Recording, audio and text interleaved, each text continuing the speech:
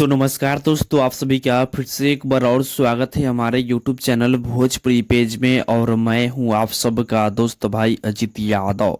दोस्तों देखिए, आज सुबह सुबह समर सिंह जी का फिर से एक और नया लोकगीत आप लोगों के बीच में SFC म्यूजिक यूट्यूब चैनल से रिलीज होने जा रहा है। दोस्तों देखिए, गाने का पोस्टर भी आ चुका है और आप लोग हमारे वीडियो में देख सकते हैं। दोस्तों देखिए, गाने का नाम दिया गया है बेलानवा। दोस्तों बता दें कि इस गाना को नरेश कुशवाहा जी लिखे हुए हैं, जो कि इस गाना को समर सिंह जी अपने आवाज में सिंगल इस गाने को गाए हुए हैं। और दोस्तों इस गाने में यदि म्यूजिक की बात किया जाए तो इस गाने में म्यूजिक बना है रोशन सिंह जी, जो कि इस गाना को आज ही के दिन सुबह 6:15 पर SFC म्यूजिक यूट्यूब चैनल पर रिलीज किया जा रहा है।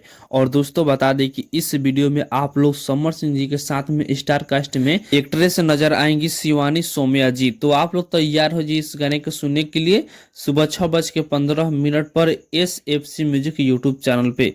तो बाकी दोस्तों फिलहाल के ही अपडेट है, आप लोग इसके बारे में क्या कहना चाहते हैं कमेंट बॉक्स में बताइएगा। और इसी के साथ हम इस वीडियो को समाप्त करते हैं।